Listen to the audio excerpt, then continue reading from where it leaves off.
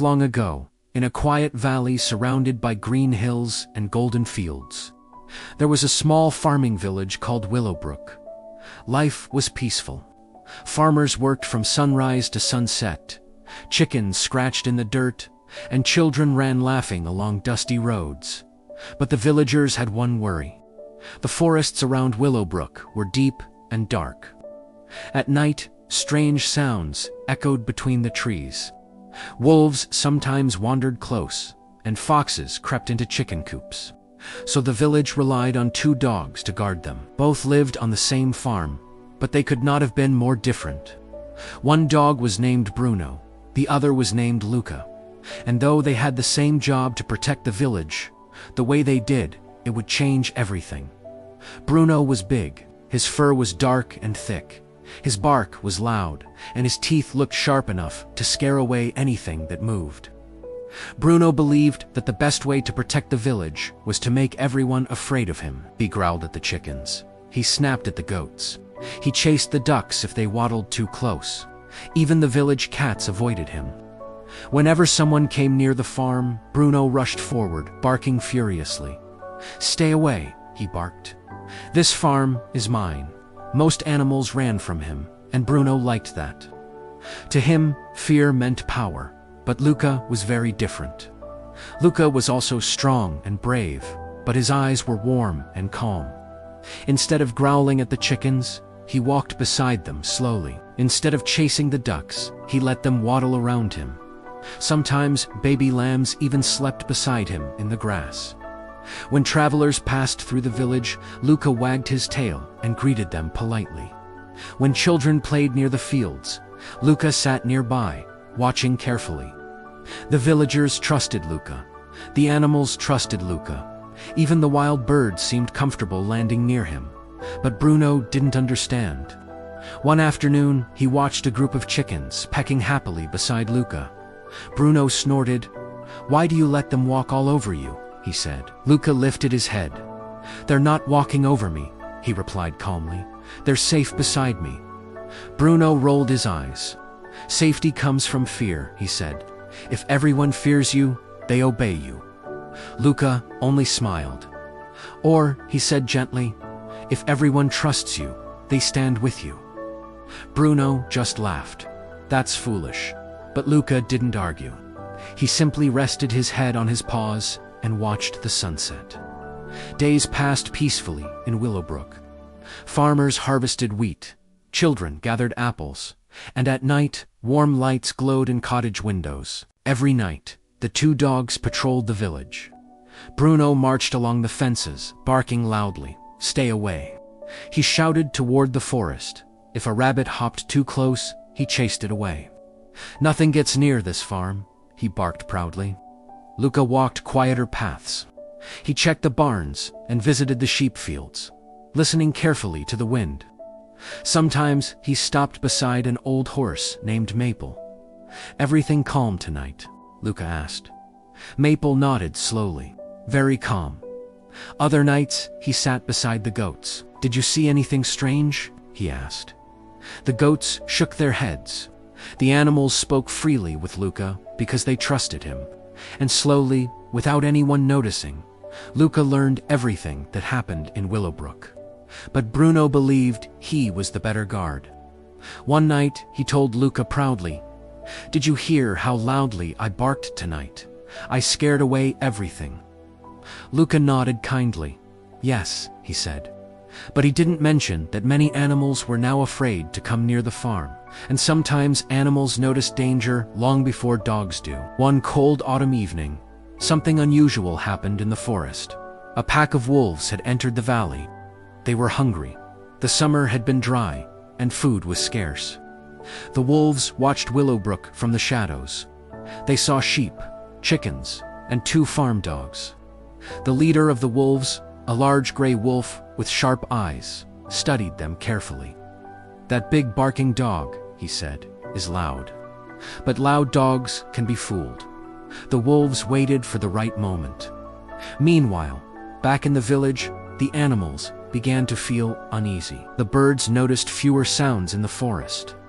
The rabbits smelled danger on the wind. The old horse maple felt the ground trembling faintly at night.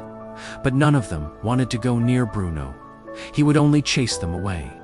So they went to Luca instead. One evening, a crow landed beside him. "Something is wrong in the forest," the crow said. Luca's ears lifted. "What did you see?" "Wolves," said the crow. "Many wolves, soon the goats came too. And we heard howling last night," they said. Then Maple, the horse, stepped forward. "The ground shakes sometimes," Maple said quietly. "They are getting closer." Luca listened carefully. Then he stood up. "Thank you," he said. "I'll watch tonight." Luca went to find Bruno. "We may have trouble tonight," he warned. "Wolves are coming."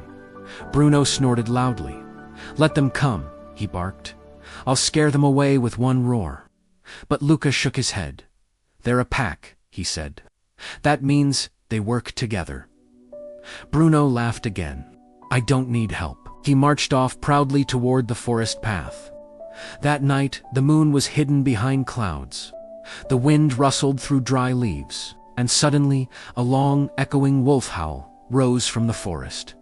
Bruno rushed forward, barking furiously. "Leave now, or face me," he shouted. Several wolves stepped into the moonlight, but instead of running, they spread out slowly. More wolves appeared behind him, and more and more. Bruno suddenly realized something. There were too many. Back in the village, Luca heard the howling. He knew Bruno was in trouble, but Luca also knew he couldn't fight a pack of wolves alone. So he did something different. He called for help. He barked once loud and strong, not in anger, but as a signal. And because Luca had always been kind, the animals listened. The crow flew into the sky. "I'll wake the village," the crow cried. The goats stamped their hooves loudly. The sheep crowded together to stay safe. The old horse Maple kicked the barn doors to wake the farmers. Even the village cats ran across rooftops, knocking things over to create noise. Within moments, the entire village was awake. Lanterns lit the fields. Farmers grabbed sticks and tools. The valley filled with light and sound. Meanwhile, the wolves had surrounded Bruno. He growled nervously.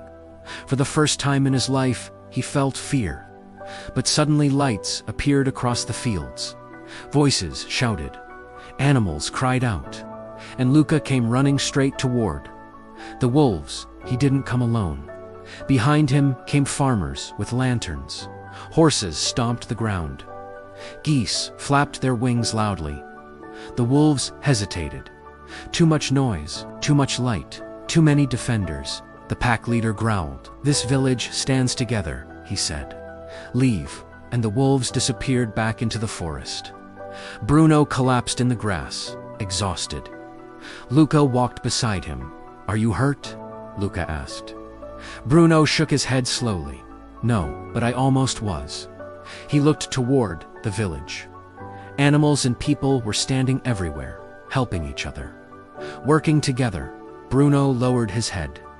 "Why did they all come?" he asked. Luca answered gently. "Because they care about this village." Bruno swallowed. "But they were afraid of me." Luca nodded. "Yes, fear makes animals run away, but kindness makes them stay."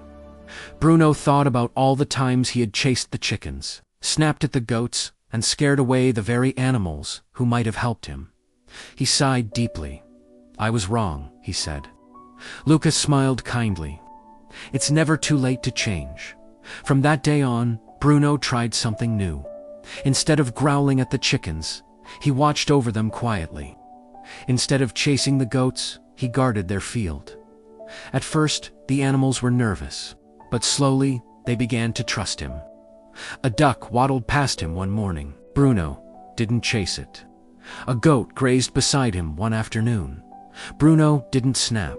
And one evening, a tiny lamb curled up beside him in the grass. Bruno stayed perfectly still. For the first time, he felt something stronger than fear. He felt loyalty. Willowbrook remained peaceful for many years.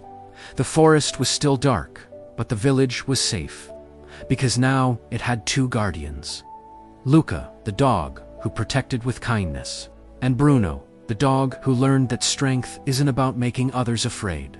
It's about standing together. And every night, as the moon rose, the two dogs walked side by side, watching over every animal, every farmer, and every child in Willowbrook.